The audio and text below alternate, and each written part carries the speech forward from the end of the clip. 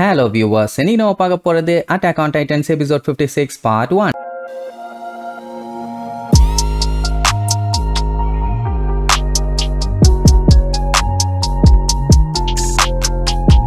Open பண்ணா அந்த colossal டைட்டனை காட்டுறாங்க. பாதி மூஞ்சி இருக்கு, பாதி மூஞ்சி கரைஞ்சு போயிருச்சு. அது வலிக்குதுன்னு அழுகுது. அர்மின் எந்திரிச்சு பார்த்துட்டு அப்படியே முழிப்பான். ஆமா என்ன ஆச்சு, எதுக்கு இப்படி தேம்பி அழுதுகிட்டு இருக்குதுன்னு. அது மட்டும் இல்லாம இவ்வளவு பெரிய டைட்டனுக்கு முன்னாடியா இவ்வளவு நேரம் படுத்திருந்தோன்னு பதறிட்டு டப்புன்னு எந்திரிச்சா. அதெல்லாமே கனவு. பையன் இப்பதான் ரியாலிட்டிக்கு வந்திருக்கான். என்ன ஆச்சுன்னு புரியுதா? டைட்டனா மாறி பெர்டோல்ட்ட தின்னு மறுபடியும் மனுஷனா மாறிட்டான். பக்கத்துல பாத்தீங்கன்னா சாஷா வலிக்குதுன்னு புலம்பிக்கிட்டே படுத்திருப்பான். சாசா நல்லா இருக்கியாமான்னு அந்த பெட்ஷீட்டை தூக்கிட்டு பார்த்தா பயங்கரமான காயம். அதான் கதறிட்டு இருக்கான். அந்த டைம் எரன் அடிச்சு புரண்டு வந்து அர்மின் நீ நல்லா இருக்கியான்னு கதறி அழுவான். அப்போ கேப்டன் லெவி அங்க வருவானா. கேப்டன் என்னதான் ஆச்சு? கடைசியா அந்த பெர்டோல்ட் டிரான்ஸ்ஃபார்ம் ஆனதை நான் பார்த்தேன். அதுக்கப்புறம் அப்படியே சுத்தி முத்தி பார்த்துட்டு ஆமா மத்தவங்க எல்லாம் இங்க கடைசியில என்னதான் ஆச்சு அப்படிங்கிற மாதிரி கேட்பான். ஓ உனக்கு அவ்வளவுதான் ஞாபகம் இருக்கா? எரனு என்ன வெட்டியா உட்காந்துட்டு இருக்க, நடந்த எல்லாத்தையுமே அவனுக்கு கொஞ்சம் தெளிவா சொல்லுமா. அப்படி சொல்லிட்டு மேல பிளார் கண்ணை வச்சு அடிச்சு விடுவானா. அந்த இடத்த சுத்தி இருக்க நம்ம ஆளுகெல்லாம் பார்த்துட்டு ஓகே அர்மின் எந்திரிச்சிட்டான்னு அவங்களுக்கு தெரிஞ்சு போச்சு. அத்தனை பேரும் கிளப்பிக்கிட்டு அங்க வந்துருவாங்க. அதுக்கப்புறம் அர்மிட்டையும் எல்லா விஷயத்தையும் சொன்ன உடனே அவனுக்கு தூக்கி வாரி போடுது. ஏன்னா ஏகப்பட்ட பேர் வந்தாங்க. கடைசியில பாத்தீங்கன்னா இப்போ வெறும் 9 பேர் தான் உயிரோட இருக்காங்க. அதுலயும் சண்டை நடந்து 4 மணி நேரம் ஆகுது. வேற யாராச்சும் உயிரோட இருக்காங்களான்னு சுத்தி முத்தி தேடிட்டு தான் இருக்காங்க. ஆனா யாரும் அப்படி இருந்த மாதிரி தெரியல. என்ன பண்றதுனே தெரியலன்னு ஜீன் கவலைப்படுவான். அர்மினுக்கு இப்ப என்ன பயம்னா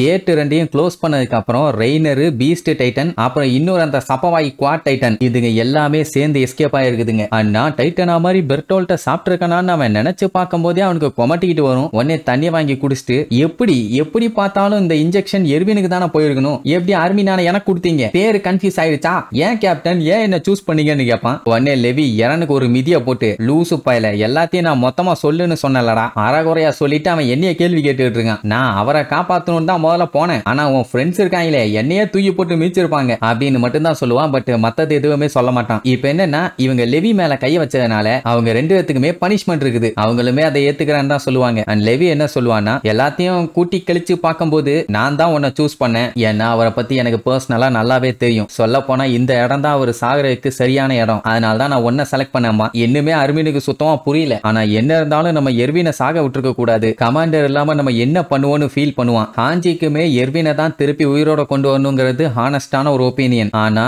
எர்வின் வந்து அந்த சிரஞ்ச லெவி கிட்ட நம்பி கொடுத்திருக்காரு. அவன் பொறுப்பா ஒரு டெசிஷன் எடுப்பான்னு. லெவி எல்லாத்தையும் கால்குலேட் பண்ணி அவன் ஒன்ன சூஸ் பண்ணிருக்கான். அவ்வளவுதான் மேட்ரு. இனி இதுக்கப்புறம் எர்வினோட லைஃபையும் அந்த டைட்டனோட பவரையும் நீ தான் லைஃப் டைம் தாங்க போற. யார் என்ன சொன்னாலும் சரி இனி நீ தான் எல்லாத்தையும் கரெக்டா கொண்டு போகணும்னு அவனுக்கு தூக்கி வாரி போடுது. அப்படின்னா கமாண்டர் எர்வினோட பிளேஸ நான் ஃபுல்ஃபில் பண்ணுமா? என்னையா சொல்றீங்க? என்னால எல்லாம் முடியாதுமா. லெவி இருந்துட்டு லூசு பயல ஒன்னால எல்லாம் எர்வினோட பிளேஸ ரீப்ளேஸ் பண்ண முடியாது. ஆனா உங்க டீமே மத்தவங்க கிட்ட இல்லாத அளவுக்கு சில பல ஸ்கில்ஸ் எல்லாம் இருக்குது. அதை நீ கரெக்டா யூட்டிலைஸ் பண்ணா போதும். நான் எடுத்த டெசிஷன் தப்புன்னு நீ ரிக்ரெட் பண்ண மட்டும் வச்சிராத. ஆனா இவங்க 2 பேரும் பண்ண வேலைக்கு கண்டிப்பா ரிக்ரெட் பண்ணியே ஆகணும். அண்ட் உனக்குள்ள நீயும் எந்த ஒரு குற்ற உணர்ச்சியும் வச்சுக்காத. இப்படி சொல்லிட்டு இருக்கும்போது திடீர்னு தூக்கத்துல சாஷா வாய மூடுங்க அப்படின்ட்டு அவ பாட்டுக்கு வளரிட்டு இருப்பா. ஆஞ்சிக்கு பாத்தீங்கன்னா இங்க சிரிப்பா வரும். ஏன்னா எர்வினோட பொசிஷன் டைட்டன்ஸ பத்தி ரிசர்ச்னு ஆஞ்சிக்கு தான் இப்ப பயங்கரமான பிரஷர். சரி நீ நம்ம 2 பேரும் தான் சேர்ந்து ஒர்க் பண்ணுவோம்னா அவன் ஓகே நீர்வான். அப்புறம் ஆஞ்சி இருந்துட்டு லெவி, எரனு, மிகாசா அண்ட் இவங்க எல்லாரும் போய் இன்வெஸ்டிகேட் பண்ண போறாங்களாமா. மிச்சம் இருக்கவங்க எல்லாம் இங்க இருந்து சுத்தி முத்தி எல்லா இடத்தையும் செக் பண்ணிட்டு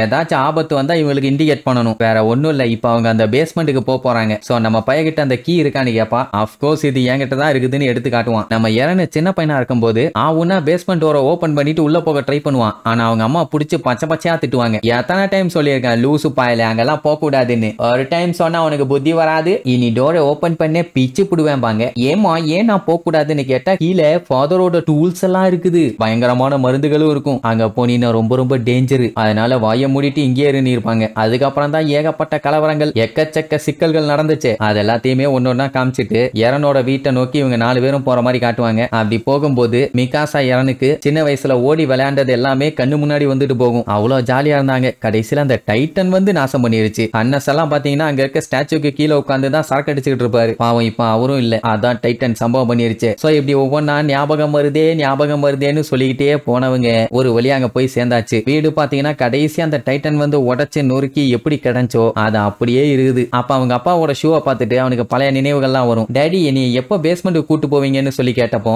அந்த பேஸ்மெண்ட்டோட முக்கியத்துவம் என்னன்னு உனக்கு ஒரு நாள் தெரியும், நான் அன்னைக்கு ஒரு நாள் கூட்டு போய் உனக்கு காமிக்கிறேன்னு இருப்பாரு. அதுக்கப்புறம் அவங்க அம்மா துணியை காய போட்டது அது இதுன்னு எல்லாமே மைண்டுக்கு வரும். அப்படியே ஃபீல் பண்ணிக்கிட்டே பேன்னு நிப்பாங்க. சரி இனி இதுக்கப்புறம் பேஸ்மெண்ட்டை ஓபன் பண்ண போறாங்க. இவங்களை தடுக்க யாருமே இல்ல. இனி பேஸ்மெண்ட்குள்ள என்ன மிஸ்டியை ஒளிச்சு வச்சிருக்காங்க. இத்தனை எபிசோடா பேஸ்மெண்ட்னு சொல்லிட்டு சீன் போட்டுட்டு இருந்தாங்கல்ல, அந்த பேஸ்மெண்ட்ல அப்படி என்னதான் இருக்குன்னு அடுத்தடுத்த எபிசோட்ல பார்க்கலாம். டாடா.